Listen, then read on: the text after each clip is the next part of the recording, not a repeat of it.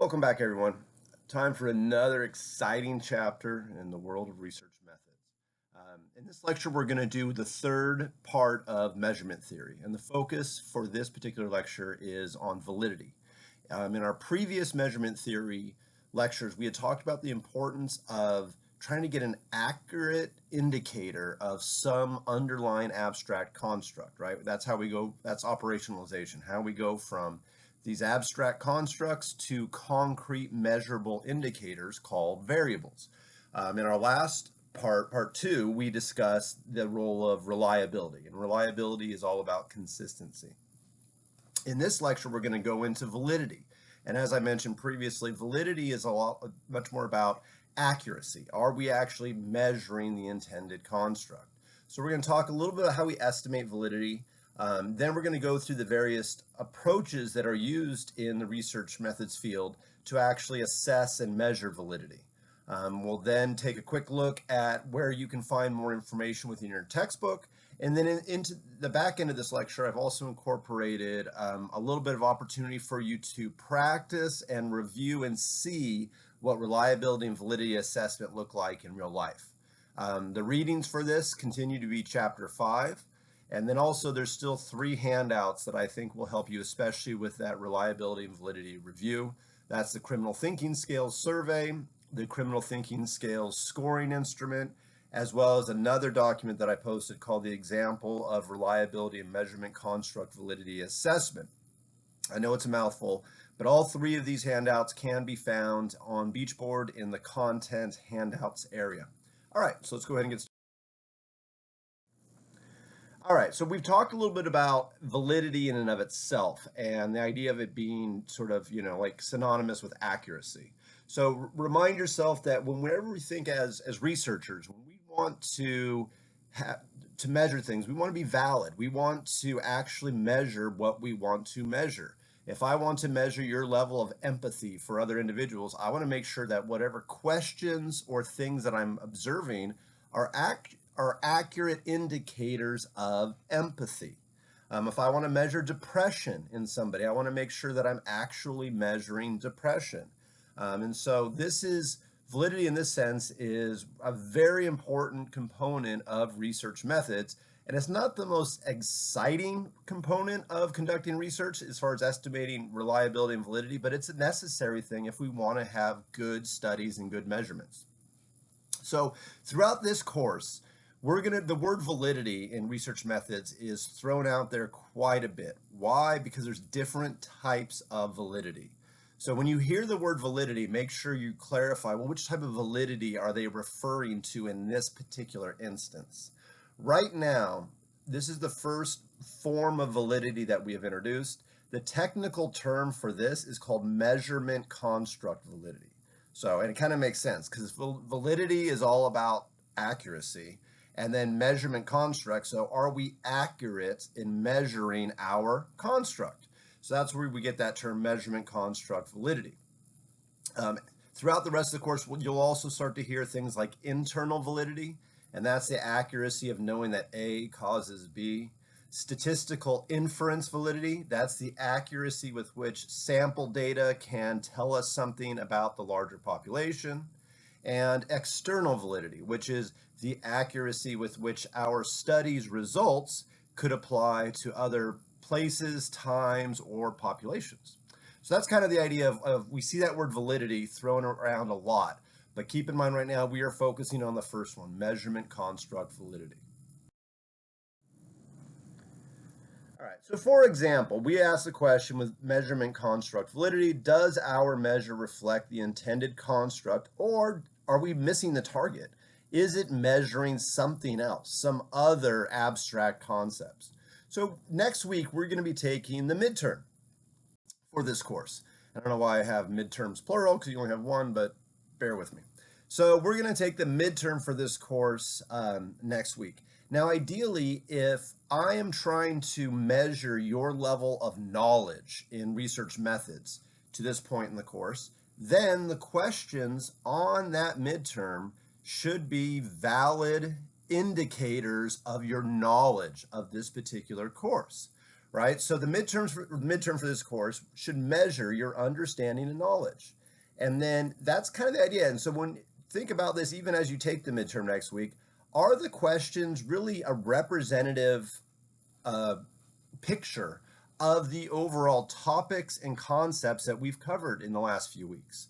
And that's one of the things. And if you look at it and you take the midterm and you go, yeah, that seems like what he covered, and it's got a pretty good spread out across different subject areas and things of that nature, you may go, okay, I like it. I would call this a valid measurement of my understanding and knowledge.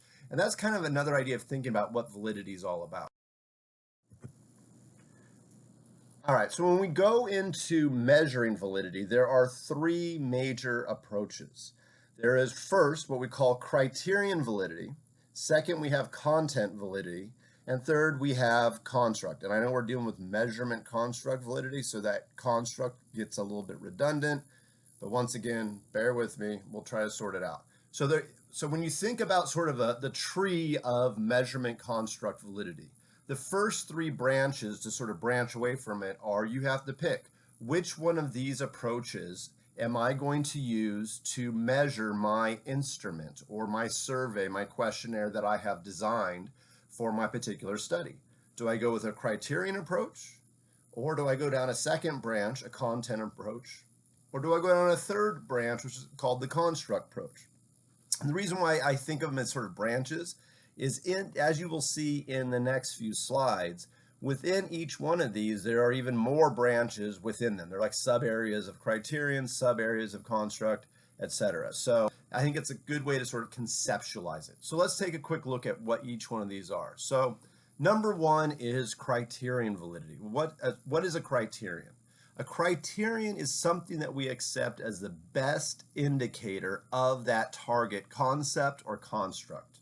So it is the gold standard. It's like the thing that around the world or wherever you're at, the society you're in, they go, if I want to know something about whatever concept or construct, this is the criterion. So I think probably a good example of this, and you'll see me come back to this, is if I want to measure somebody's level of inebriation or how much they're under the influence of alcohol, there are various ways we can measure that.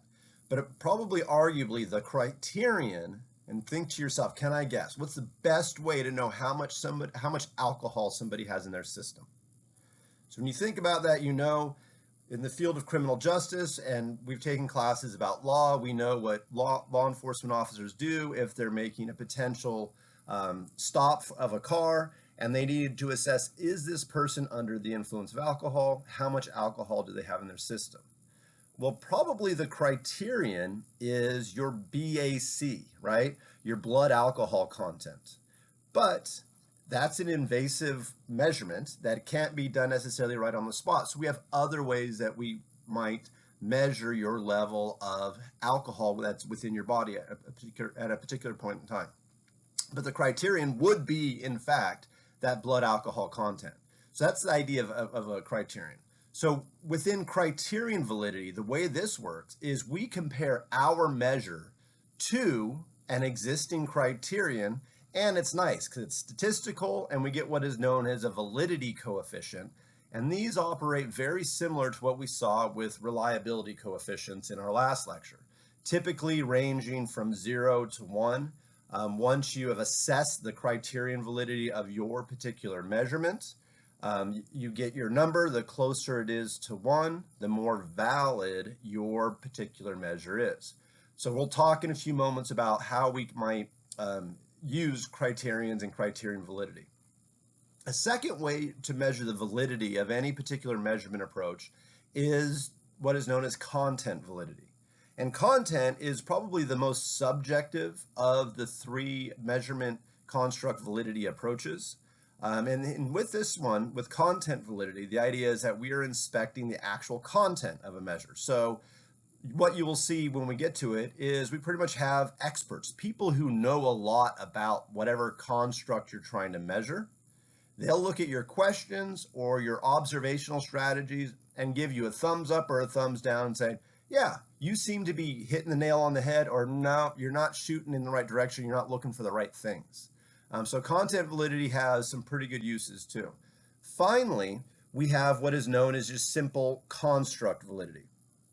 And with this one, it says examines how well the measure reflects the target construct. Okay, that's a pretty blase, abstract, not even abstract, but just vague sort of explanation of it.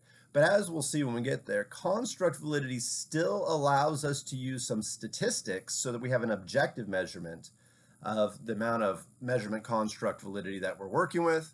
But we use it when we don't have a criterion. Remember that criterion was that gold standard. So sometimes we may want to measure our particular survey against, say, other surveys or other measurement approaches that were designed to measure the same construct that we're trying to capture. So let's go ahead and dive into them a little bit deeper. All right, so the first one is criterion validity.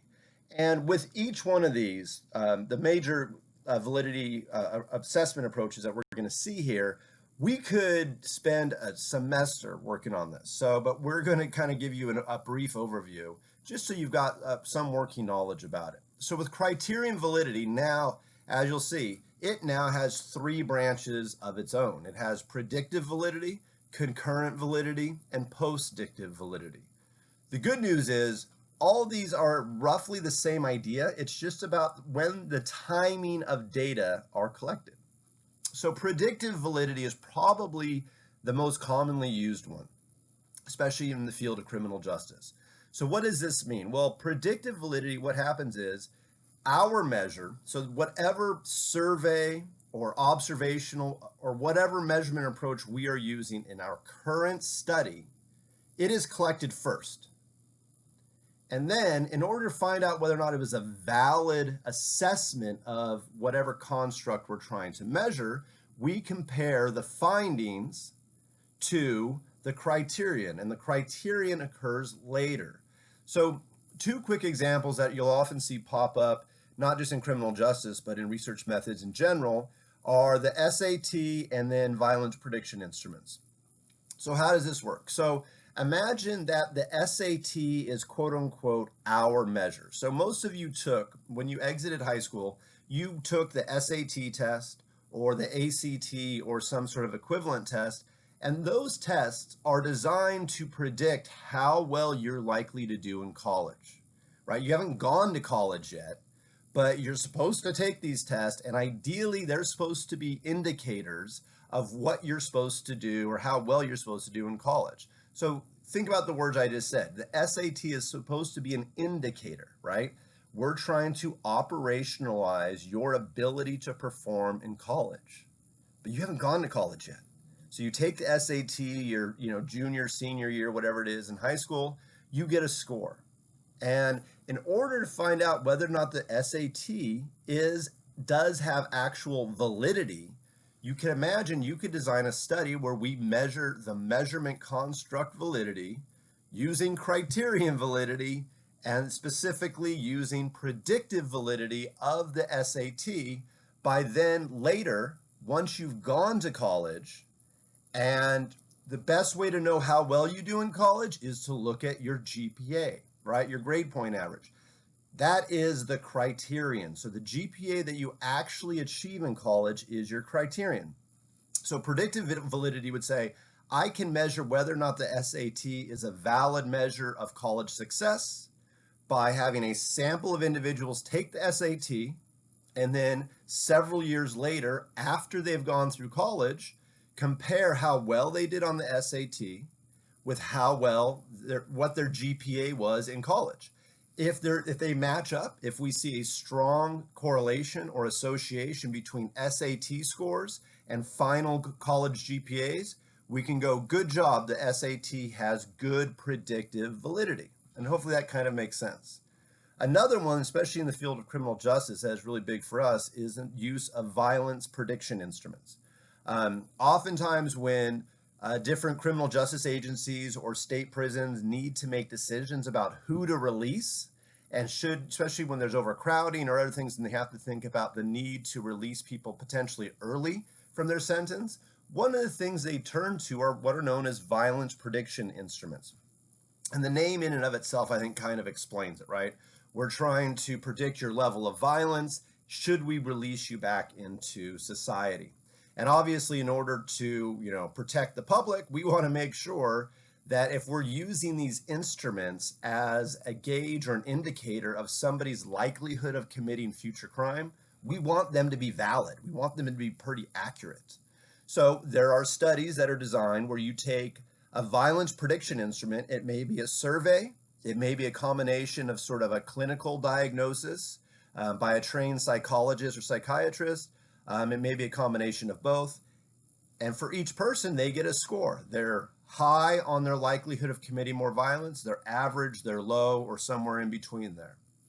So that, once again, the violence prediction instrument would be, quote unquote, our measure, right? What is the criterion in this example? Your actual behavior once you're released from prison, right? Your future level of violence. And what is the criterion, made up of? Well, it's, are you arrested for new crimes? Are you convicted of new crimes, right? And so what we can do in order to assess the predictive validity of a particular violence prediction instrument, we can get a sample of individuals, give them this prediction, run them through it, and then once they're released from prison, we follow them for a period of time and measure their levels of recidivism, right? Whether or not they've returned back to committing crime, and in particular violent crime. And then in order to find out whether or not our violence prediction instrument is any good, we're looking to see, did we see strong correlations between what we predicted and actually what happened once they were released. And these violence prediction instruments are very common tools used through multiple states and throughout the world, in fact. But your instrument, or the validity of your correctional system, is only as good as the strength and validity of the violence prediction instrument. All right, so you can see this. I say the CJ value is that it's useful for measures designed to predict future behavior and outcomes. And in our field, that's huge, right? We want to know who's safe to be released from prison or jail, right? Or who do we need to keep locked up? But we want to make sure that it is a fair and valid instrument that we're using. So that's kind of this notion of predictive validity. Concurrent validity is when your measurement for your study is being collected at roughly the same time as the criterion. And on the next slide, we'll talk a little bit more about some examples of that. Finally, for postdictive validity, this is where our measure is collected after the criterion already occurred. So we'll see a little bit more of that on the next slide also. But to give you a hint with postdictive validity, one of the things is this is often when we're trying to get a measurement of things that may have happened during somebody's childhood. And once again, you can probably imagine the importance of understanding somebody's history and how it might influence their current behavior, especially in the field of criminal justice and crime. So let's take a little closer look at concurrent and postdictive validity. All right, so why are concurrent, where both our measure, whatever's being used in the study, is applied to the research subjects at roughly the same time the criterion has occurred, versus postdictive, where our measurement is given to the subjects after the criterion already happened. So what's the value of these two? Well, oftentimes there are many things in the field of criminology and criminal justice that are just expensive. And so we want to be able to substitute a cheaper, easier to access, perhaps less intrusive measurement than something that's more expensive and more intrusive, right? So other times there are certain things that are really difficult to obtain. So we want to figure out, well, how do we know and still get valid measurements for these expensive or difficult to obtain criterions? So here are a few little examples. So one of the things, and this is one of the things that we're going to be talking about at the end of this when we go through sort of the review and some examples. I've already mentioned the Texas Christian University's, the TCU's criminal thinking scales. Well, that's a 36-item survey that can be done really cheaply, really quickly, and given to people without any sort of trained individuals or professionals administering a clinical diagnosis. And the idea is it's trying to get a measure of people's levels of criminal thinking, right? So the reason that TCU criminal thinking scales came about was because back in the 70s, 80s, and 90s, when people in the criminal justice field wanted to measure criminal thinking, oftentimes it took very lengthy surveys or questionnaires, coupled with clinical analyses, meetings with psychologists, a review of people's historical criminal records, school records, etc. Very expensive and difficult to obtain. So a lot of these things like this, the criminal thinking scales, were designed to be shorter, cheaper, easier. And we can imagine how you might want to compare those and see the validity of them by comparing them to certain criterion of people's actual behavior. We see that same idea with a brief interview instead of a lengthy clinical diagnosis, kind of a similar idea. The non-obtrusive measure versus an obtrusive measure, right? We talked about obtrusiveness when we discussed reactivity in previous lectures. So what do I mean by non-obtrusive versus obtrusive? Well, you might imagine, say the whole idea of going back to trying to figure out whether or not somebody's level of alcohol consumption or their level of inebriation. We discussed that the criterion would probably be your blood alcohol content, but that's obtrusive and it takes time, right? And you've got to get consent oftentimes. So one of the things about that is that becomes a difficult measure to do. So oftentimes what we find in the field of law enforcement is we're looking for other measures that aren't as expensive or difficult. So we have field sobriety checks, right?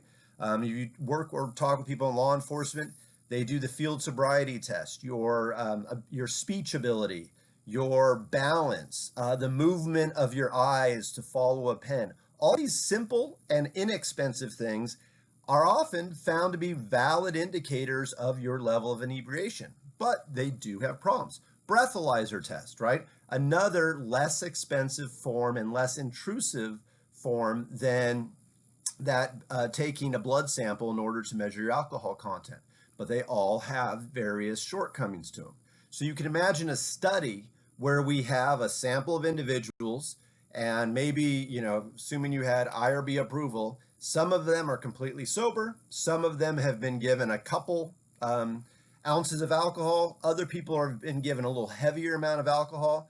We wait 15 to 30 minutes, and then we, in a blind study, have people come in and administer a field test, a breathalyzer test, and then also that criterion, the blood alcohol content, and then we can measure, was the field test or the breathalyzer, were they valid? Did they match up with what we found with the blood alcohol content findings in order to understand whether or not they are valid?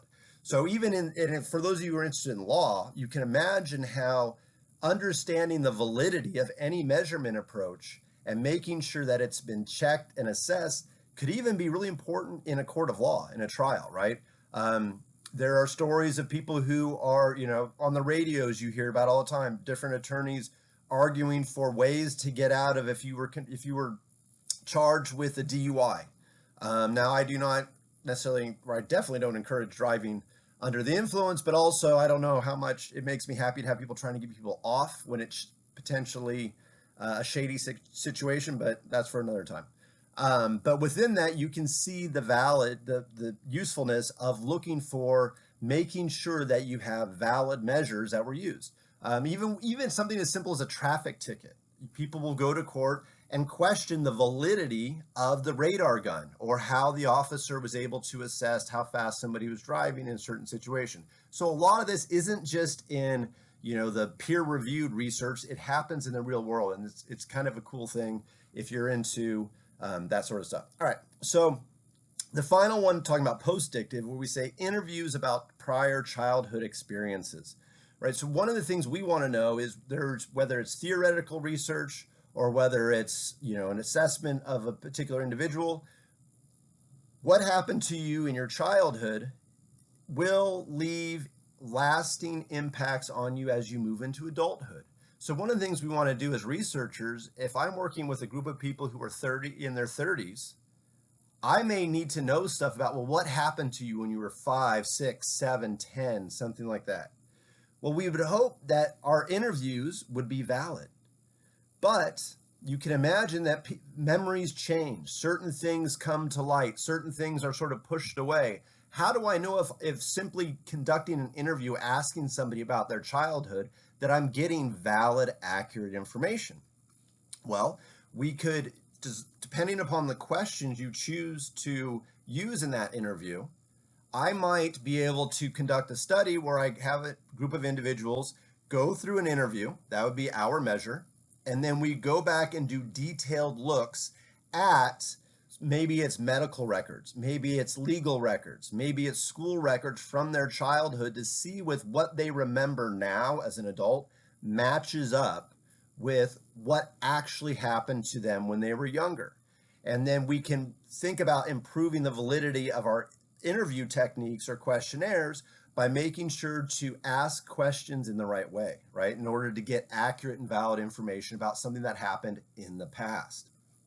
So what are the pros and cons of criterion validity? Well, the big advantage is if you have access to a criterion, a gold standard that you can test your measurement against, you get a objective coefficient, statistical coefficient that gives you a very objective measure of the validity. But the flaw or potential flaw for criterion validity is that you have to assume that whatever the criterion you have chosen is actually good. It actually is a gold standard and it's accurate itself. And in some cases, there's not even a real criterion that exists, especially when you're dealing with more abstract things that we'll be talking about, like levels of cold-heartedness or levels of entitlement. There's not really a criterion out there that is a perfect gold standard measurement of that. So we'll look how we can use other types of validity assessment to do those situations. Let's go ahead and move on to content validity. All right, so content validity, one, we often use it when a criterion doesn't exist at all. And so we want to still measure the measurement construct validity of a particular observational strategy or a survey or a questionnaire. So when that happens, and content validity is also oftentimes one of our starting points. It's, as you'll see, it's subjective, and that's kind of its downfall. But it's also a good starting point that can get the ball rolling to make sure, does our questionnaire, survey, measurement strategy, does it seem, just on the surface, does it look accurate? So you might think, do the items, as I mentioned before about the upcoming midterm, do the items of a test reflect the range of material presented in an entire course? Like, you're right. I mean, if you can imagine, if you come in next week to take the midterm, or not come in, but online take the midterm, then if you look at it and go like, okay, it looks like he hit quite a few of the different topics we've discussed. There is a good balance to it. And you go, okay, I think that's a fair reflection of what we've been expected to learn in these last few weeks. You may go, that looks like it's got good content validity. But when that exam shows up next week and you look at it and you go, all of these questions are about, I don't know, inter-rater reliability, like 35 questions on inter-rater reliability, nothing else, you're going to go, that's not a very accurate reflection of what we've been doing for these last several weeks. And you'd say, thumbs down, does not have good content validity. And the same idea as you see the next one. Do the questions in a perceptions of law enforcement survey reflect the range of interactions and possible perceptions possible? Possible perception, that's very redundant. I apologize for that. But oftentimes when we look at different surveys, is people will look at it and go, well, I feel like they're only trying to, nitpick or go in a pessimistic or negative fashion. Are they showing all potential things? Say with law enforcement, if the questions only ask about how often have you been arrested or how have you ever felt threatened by law enforcement, you might imagine that that's a little bit one-sided. You want to make sure you're asking about the good, the bad, the ugly, the whole realm of what you're trying to get at. So when might we use content validity? Well, first of all, it's useful. The pro to it, an advantage, would be when there's no criterion that exists. In that case, it's a good, as I mentioned before, it's a good starting point. The biggest sort of disadvantage or, I don't know, argument against using content validity is that it is subjective.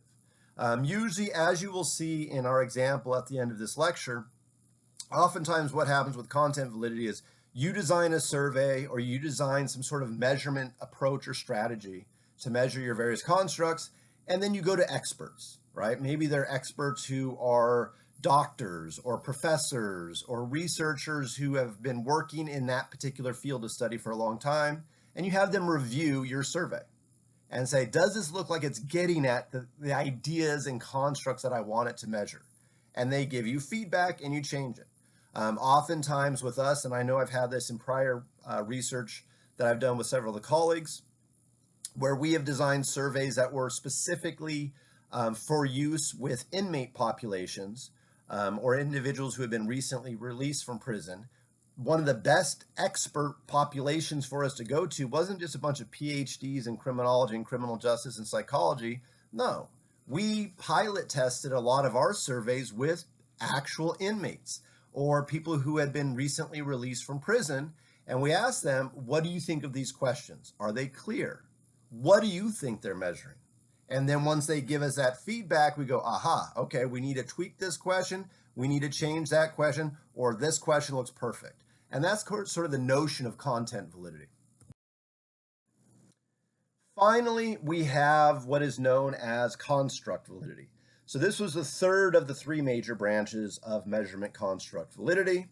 And it has a couple of its own little smaller branches. So construct validity is used when there's no criterion out there, but you still want an objective, sort of a statistic, in order to show the measurement construct validity of your particular survey or measurement approach.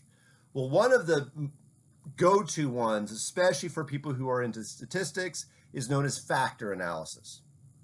And factor analysis is a purely statistical procedure. So you've taken all the human brains out of it.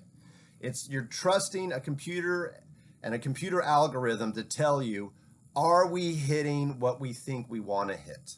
So what does a factor analysis do? Well, it identifies a number of factors, aka concepts or constructs, that the items in a survey, test, or questionnaire, quote unquote, load on. So the key things to take away is the number of factors, and when you think of factors, just think of constructs. And then load on, that's a statistical term that is out there. So for example, the TCU criminal thinking scales has 36 items or 36 questions in that particular survey. Those 36 items are supposed to measure 6 different concepts or 6 different constructs, or in this occasion, we would call them 6 different factors. Okay, so how do I know whether or not the questions, a handful of questions that are supposed to measure entitlement actually measure entitlement? How do I know if the questions designed to measure cold-heartedness actually measure cold-heartedness? Well, I could run a factor analysis on the criminal thinking survey, and hopefully what happens is you have a sample of people all take your survey or the criminal thinking survey. You compile all the results, all the data, you put it into a statistical software program, you run a factor analysis, and then the statistical algorithm will spit out, here's how many factors those 36 items measured. And you're hoping, fingers crossed, because if you want to have a valid criminal thinking scales, you're hoping it says it landed on or loaded on 6 different factors. And so that's sort of the idea of this. And so the next bullet point here says, if our measure only reflects one construct, we want the items to load on one factor. For the criminal thinking scales survey, if they're supposed to reflect 6 constructs, we want the computer to tell us that the items load on 6 factors. But, and this is arguably the one biggest shortcoming in factor analysis, it can tell us like where do people's responses, how do they sort of clump or work together without getting into too much more statistical jargon. But a computer doesn't know what that actual construct is, right? It just says, oh, these items seem to clump together, and we go, cool, those were our entitlement ones. We must be measuring entitlement. Maybe, maybe not, right? It's just saying that they load together. It doesn't say what exactly that load refers to or measures. So you can imagine there's a little bit of that argument where people can say, Yeah, so you know that you have items loading together using this statistical procedure, but you still don't have a conceptual idea of what that underlying abstract construct is called. And this is where you get into debates within researchers. And it's also why, as we will see at our examples at the end of this lecture, why it's so important sometimes when you're assessing the reliability or validity of a particular survey, questionnaire, or other measurement strategy, that you make sure to try and do multiple reliability assessments and multiple validity assessments. All right, a second sort of sub branch of construct validity is what is known as convergent validity. Okay, so convergent validity asks, is our measure strongly correlated with other measures of the same construct? So, for example, if I've got a survey that's supposed to be measuring parental influence as an abstract concept in a sample of adolescents, then however my sample of adolescents fill out my parental influence survey, if I ask them to fill out another survey that was also designed to measure parental influence, there should be a strong association, or there should be similar findings from within my survey as well as the other survey that I compare them to if they're both supposed to measure parental influence. This one's really big in our field. Once again, going back to sort of the background of the TCU, the criminal thinking scales, especially because there's a lot of criminal thinking scales measurements out there. In fact, I'm going to introduce you to another one when we get to the review here in a few moments, beyond the criminal thinking scales.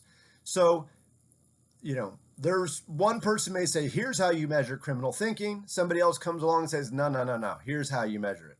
Well, they may have competing ideas, but if both of their measurements are valid, then they should converge, right? If the same sample is given both of the different surveys, we should see a correlation in how they sort of respond to these various things. If we don't see that correlation, then you have to go back to the drawing board and figure out which one of these surveys is lacking in validity, right?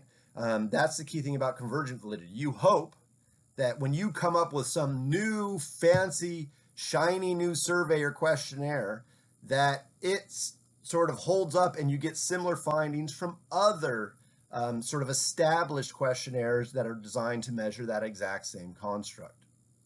And that's sort of this idea of convergent validity. Now, why do we use it? Well, we use it because we want statistical findings. We want a correlation, a statistic.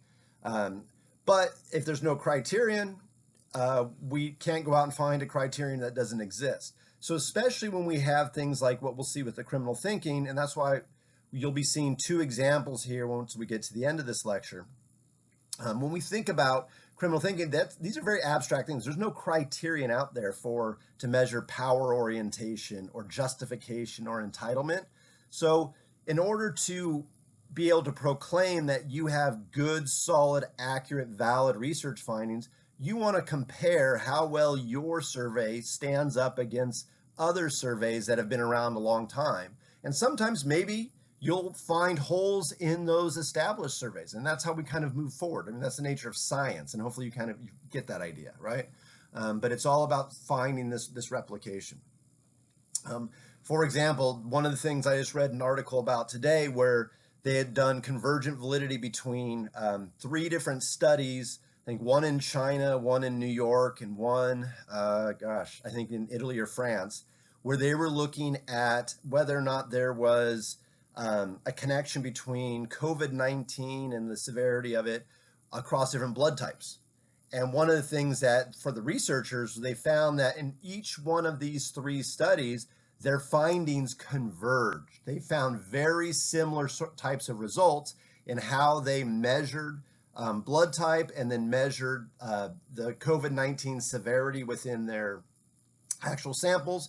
And so they were excited because they're saying, we're seeing not only convergence, so they're measuring things and showing correlation, but we're also seeing somewhat of a replication, something that we talked about earlier in this course. So we will see these, once again, it's not always just in the peer-reviewed textbooks and articles. These are things that are useful for us even in everyday life. All right, so let's go ahead and move on. So that's our overview of the three major types of measurement construct validity, as well as some of their subtypes. Um, our textbook, I think, could go a little bit deeper into talking about these because I think they're important, but they're not, for a lot of students, they're not necessarily the most exciting component of research methods. So there's not a lot of reading, but if you're looking at it, here's how what we talked about here sort of matches up with what you will find in the 2018 8th edition of our course textbook for criterion validity, content validity, as well as construct validity. All right, so now let's go ahead and change the page. And let's start talking about a little bit of review. Here is what I would suggest you do, because reliability and validity on their surface, reliability is all about, are we measuring consistently? Validity is, are we being accurate? But then we've talked about different ways to assess both reliability and validity in practice. So as we get deeper, they seem somewhat easy to understand on their surface, but then they get a little bit, when students all of a sudden try to take a test or categorize them, they go, wait a minute, this is more complex than I thought. I don't want you to feel that way. So let's take a look at some ways for you to do it.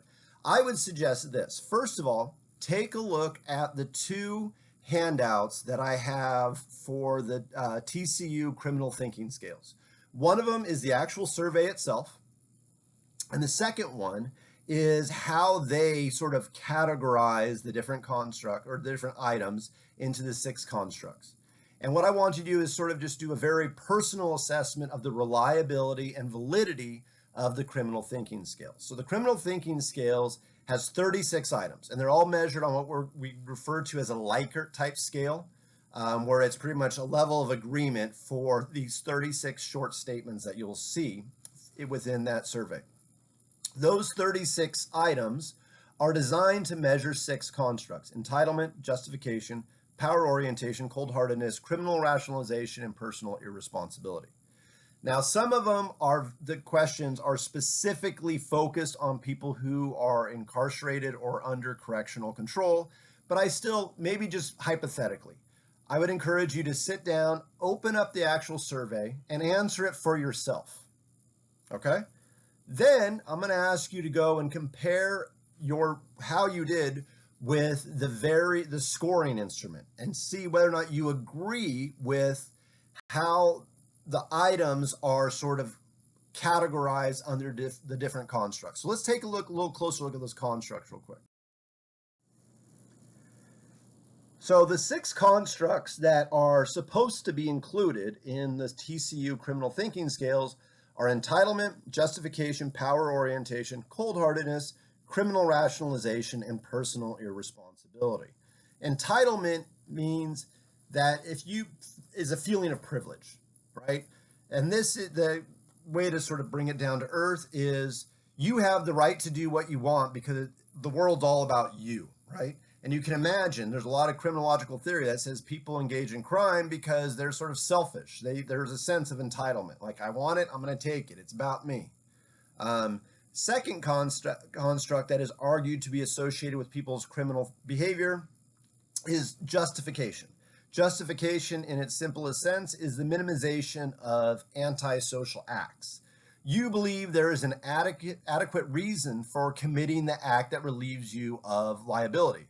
So there's something out there in the world that you go like, no, I can do this illegal or deviant act because I am not responsible or liable for it. Power orientation. Another thing associated with criminal behavior is power orientation, and this is for people who feel the need to have power or control over other individuals. Cold-heartedness, right? You can imagine that you might be more likely to engage in criminal behavior if you just don't care, right? If you have a certain sense of callousness toward other individuals. Criminal rationalization. Now, the way that they conceptualize criminal rationalization for the criminal thinking scales is by defining it with the idea of negative attitude toward law and authority figures. Like, I can do this behavior because law enforcement are just as crooked as I am, or politicians are just as crooked as everyone else, so why should I be punished for it when they're not, right? So you're sort of rationalizing these deviant or illegal behaviors. And then finally, A sense of personal irresponsibility has also been linked to criminal behaviors, and this is defined as blaming other people or external factors for your criminal behavior. I'm not the victim, or I'm not the criminal here. I'm actually the victim. It's their fault, right? Or I had to do it for these other factors. So these are the 6 constructs that the TCU criminal thinking scales are designed to measure. So once again, this isn't anything you're going to turn in or any of that sort of stuff. But to get a better idea of it, I encourage you to sit down, go through the survey itself, the raw survey itself, and first of all, answer the questions on, record your answers on a sheet of paper, and then also see if you can guess which of the questions seem to be measuring entitlement, which seem to be measuring justification, which seem to be measuring power orientation, and so forth. Then, once you've done that, once you've taken it, recorded your own scores, maybe even give it to your roommate or your brother or your sister or whoever you're, self-quarantining with these days, and have them do it. And then kind of do this exercise together. Try to figure out which questions match up with each of the 6 different constructs. Then go over and look at the scoring guide. And the scoring guide has the 6 different constructs, and then below it has listed the individual items within the survey that are actually supposed to be associated with that particular construct. And you can do 2 things. One, you can check the validity of this particular survey just on your own by saying, do you agree with sort of how they grouped individual items or questions to reflect a certain construct, right? And that kind of gives you an idea of what goes on when we do validity assessment in the real world. The second thing you can do is sort of an internal consistency reliability assessment, right? Internal consistency was one of the reliability approaches we talked about in our last lecture. So look at your scores. Are you relatively consistent in the scores that you had for, say, cold-heartedness? Like, were you a 4 all the way through or a 2 all the way through? And the more that you see similarities in your scores, that is a sign of high reliability.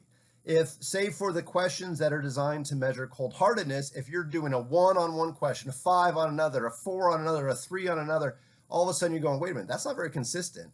And that may be a sign of lack of reliability. And so with doing this little practice, I think it gives you kind of a little bit of a short but hands-on idea of how reliability and validity assessment really go on in the real world, right? You're the sample of 1 or 2 or 3 or however many people are in your household, but it also gives you an idea of what's really going on. Another thing that's nice about reviewing the criminal thinking scales is the fact that you'll see that on the scoring guides, some of them have like a little R, like next to it. Those are ones that were reverse coded.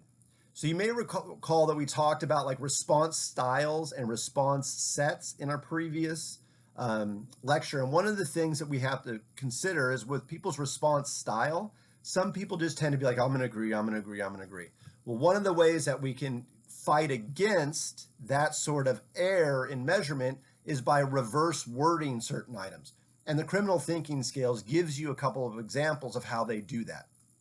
And then finally, especially given the social climate and the world climate that we're in the summer of 2020, is if you Google the TCU criminal thinking scales and go to their main website, one of the things that you'll notice is they've pulled the survey from public use for the time being.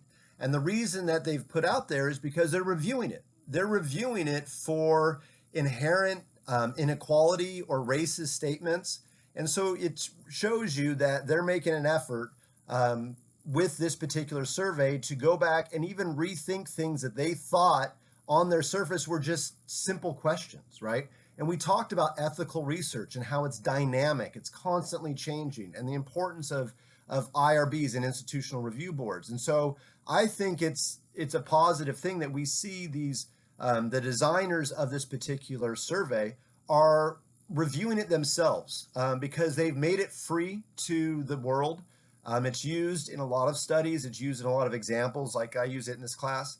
And they're going back and questioning sort of, should we reword certain questions? Has there sort of ethical nature, or is there an inherent bias? Is there something in these questions that we don't need them anymore? times change, people change, ethics change, so the world changes, and so should research. And in the particular ones, if you want to look at it, the three questions in that TCU criminal thinking skills that they really call out are question number 3, question 18, and question 19. So without telling you what constructs those are supposed to measure, you can find that yourself on the scoring guide. If you look at questions 3, 18, and 19, ask yourself, is this an appropriate question in the time and space that we currently exist? And I think it's also just a good practice in that sense. Okay, let's go ahead and move on. We're starting to run a little long. Let's get through these last couple. So here's a real world example of how measurement construct validity as well as reliability are assessed in the real world. So I found this short study, and I've got a copy of it, or not a copy of it, but I've got sort of a short version of it on Beachboard in the content handouts area. I also have the actual source if you want to find where I pulled it up.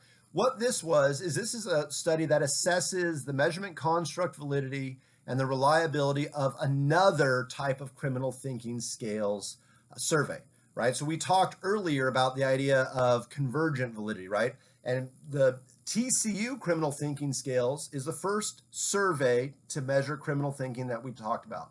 Well, the PICS, or the Psychological Inventory of Criminal Thinking Styles, is another survey that is used to measure criminal thinking, right?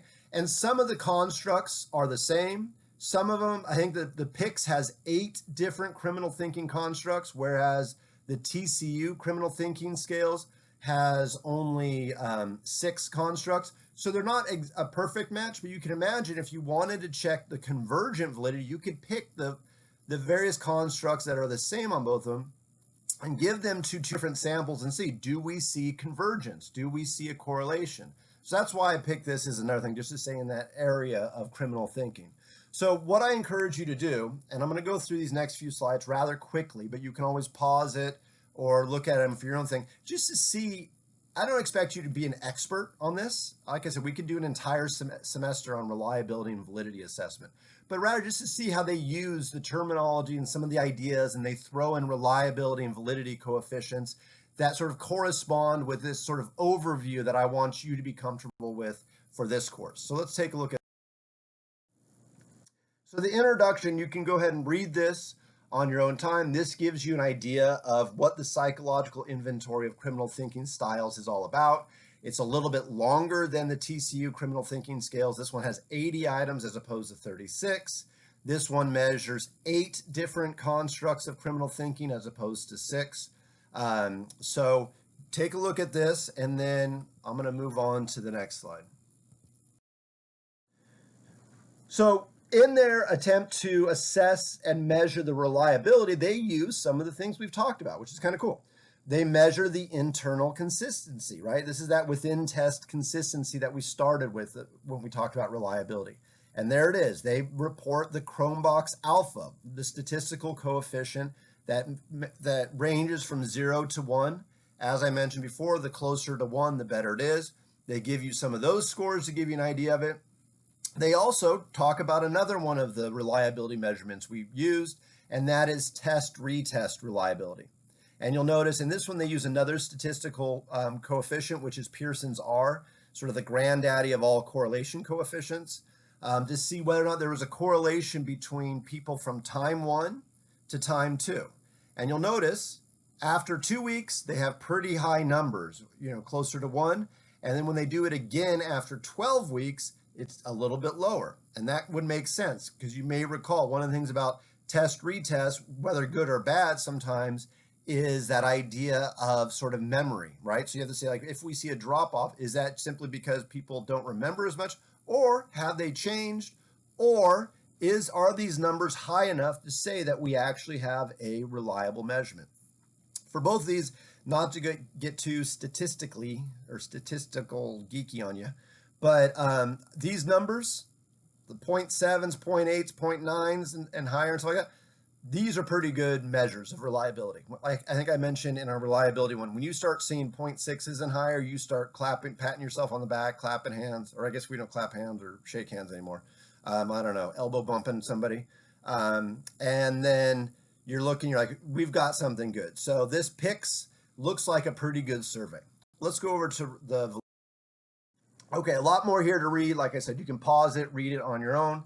But here, once again, they break down the various types, some of the types of validities we've talked about. They talk about content validity, right? And you'll notice when you read that paragraph, you're like, wow, this is very subjective. And you get an idea. They went and talked with people about in the development of it, and this is not uncommon. This is what happens. You know, you want the experts, people who should know about this thing.